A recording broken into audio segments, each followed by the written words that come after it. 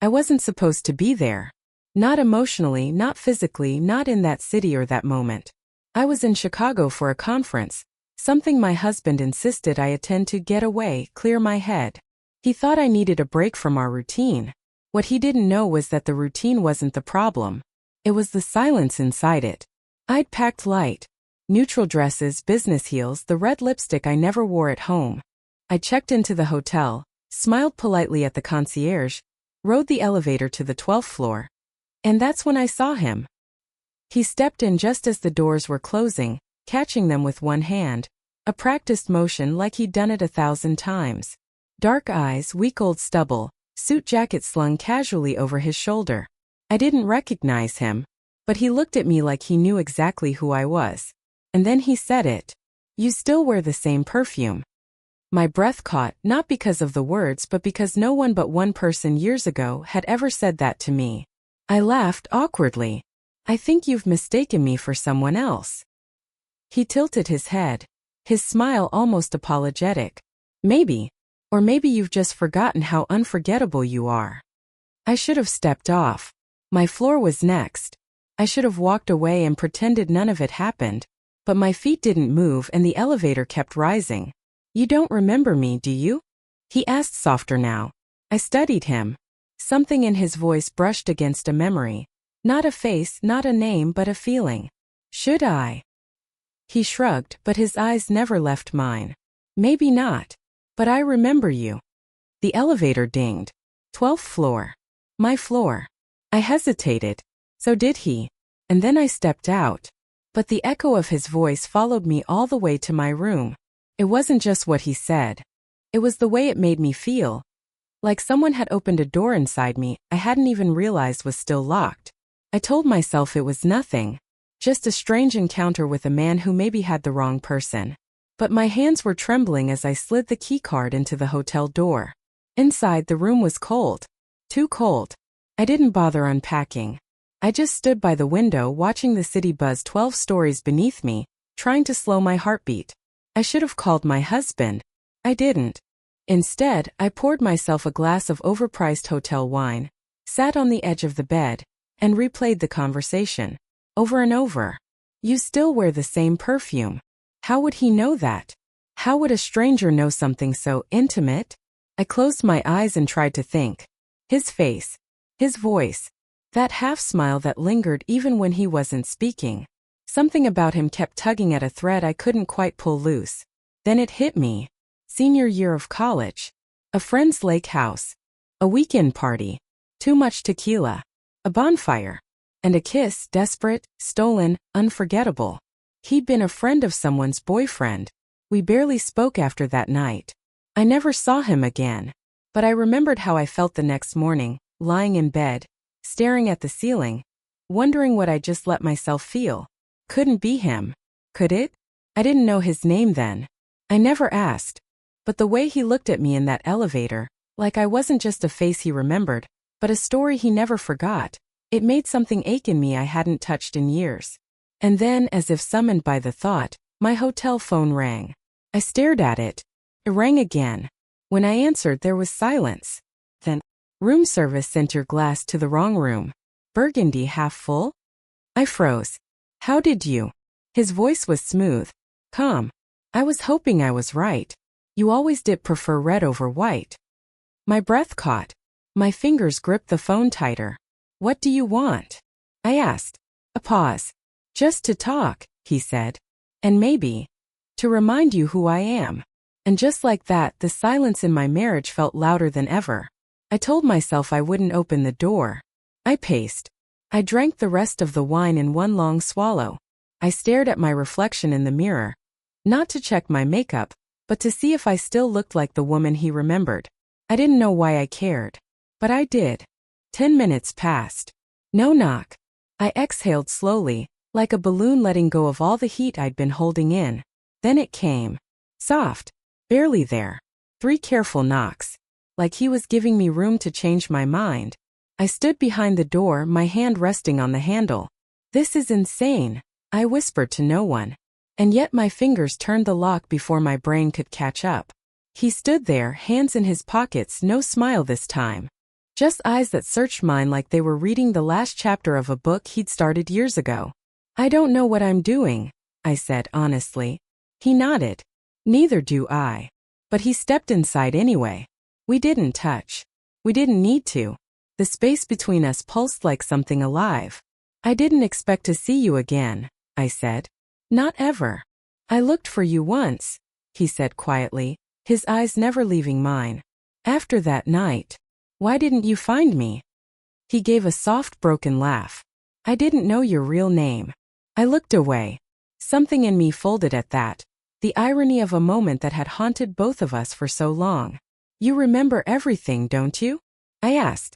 He stepped closer. Slowly. Carefully. Not everything, he said. Just the parts that still burn.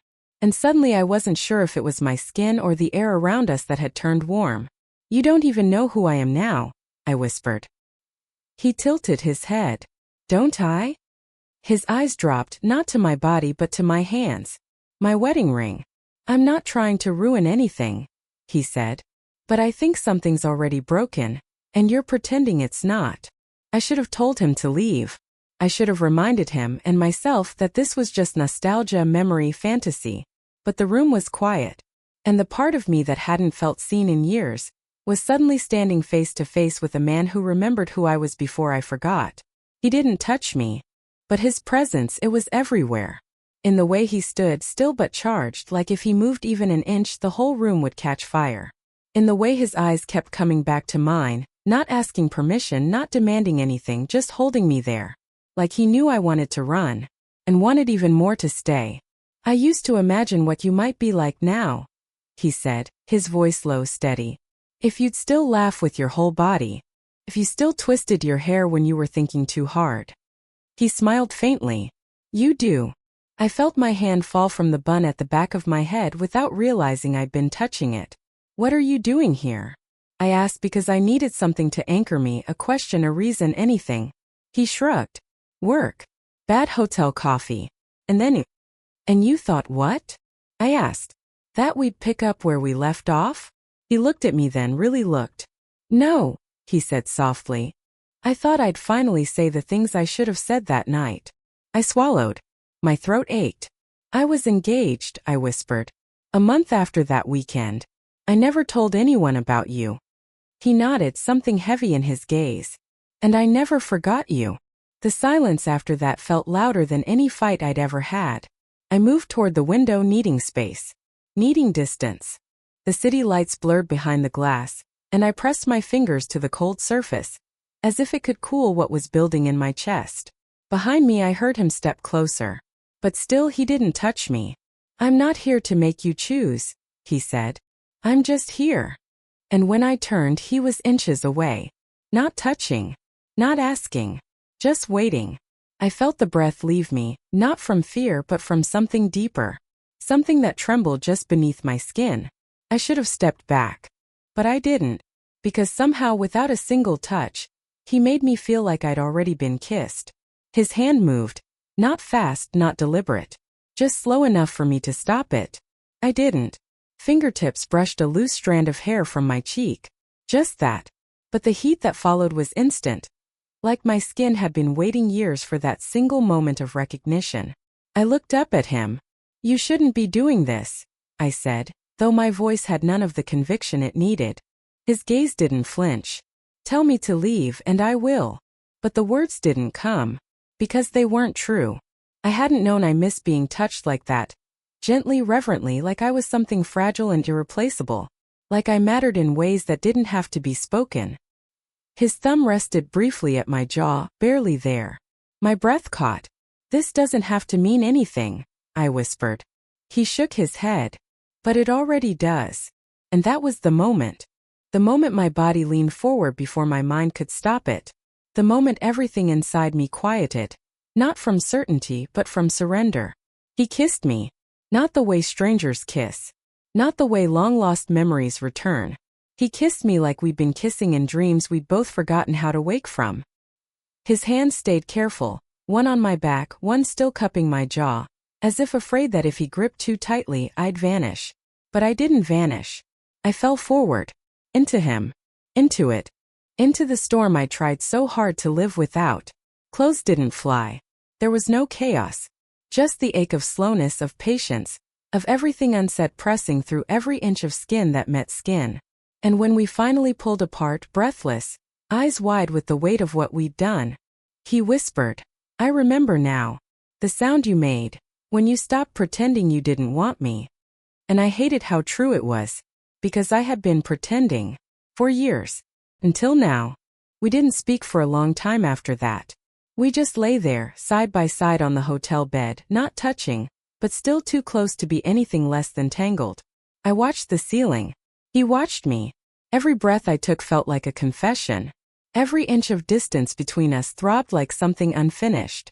"I shouldn't have let that happen," I said finally, my voice barely a whisper. He didn't argue. He didn't try to justify it. He just nodded like he understood the weight of it all, the guilt, the ache, the years I'd spent pretending that intimacy and obligation were the same thing. "I forgot what it felt like," I said. "What?" "To be wanted," I answered. "Not out of habit. Not because someone's used to you being there. But because they see you.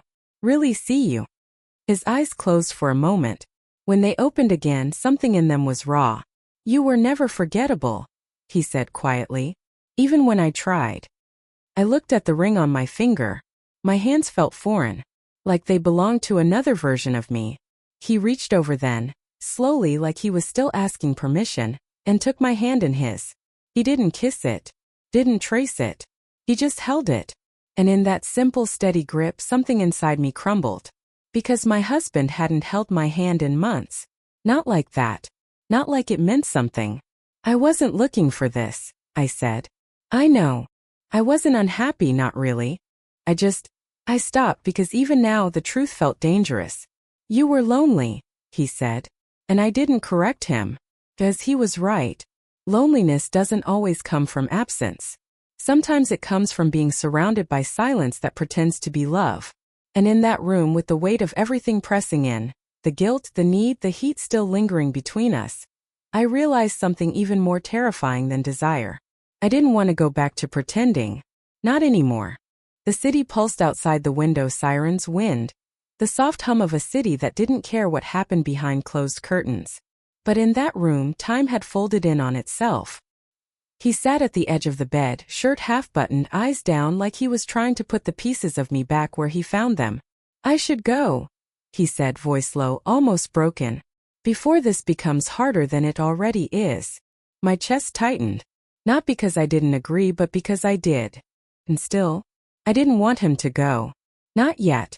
You said you looked for me once," I said, sitting up, wrapping the blanket around my shoulders like armor. "What would you have done if you found me?" He turned, meeting my gaze. His answer came too quickly. "I would have loved you." The silence after that was thick. Not romantic. Not dramatic. Just real. I felt it in my spine, in the ache behind my ribs. "And now?" I asked. His jaw tensed. He stood, walking to the window like he couldn't say it while looking at me. "I think I still would," he said. "But not like this. Not in someone else's shadow." He turned back to me, and this time there was something in his eyes I hadn't seen before. Sadness. But also restraint. "I don't want to be a secret, no matter how beautiful it feels to be wanted by you again." I stood too, my feet cold against the hotel floor. I walked toward him slowly, until there was only breath between us.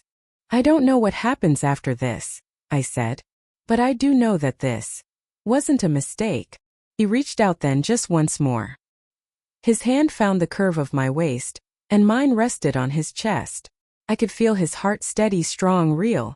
"We only borrowed one night," he said softly. I closed my eyes, nodded. "I know. But still."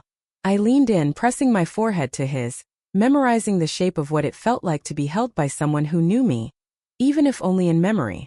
And when he left, he didn't kiss me goodbye. He just looked at me like I wasn't a stranger anymore. And maybe, like I never had been. I watched the door close behind him, and for a long time I didn't move. The room felt different without him, colder, quieter. Like the echo of something beautiful had just left and taken all the warmth with it. I wrapped myself in the blanket, sat by the window, and let the city blur beneath me. Cars moved like veins, lights blinked in office buildings that didn't sleep, and somewhere out there he was walking away. Not because he didn't want to stay, but because he respected me enough not to ask me to leave the life I'd built, even if it wasn't whole. I went home the next morning. My husband met me at the airport, kissed my cheek, took my bag and told me about his week. The dishwasher had broken. The neighbor got a new dog. And I listened. I nodded. I smiled at the right times. But something inside me had changed. I couldn't unfeel what I felt in that hotel room. I couldn't unknow the way it felt to be seen, really seen, by someone who didn't want to fix me, just feel me. That night, in bed beside the man I had promised forever to, I stared at the ceiling. Not in anger. Not in guilt. But in quiet, aching clarity. Because someone out there still remembered the sound of my laugh, the way I twisted my hair, the scent I wore when I still believed I could be chosen. And for one night, I had been. Not as a wife. Not as a version of someone I thought I should be. But as me.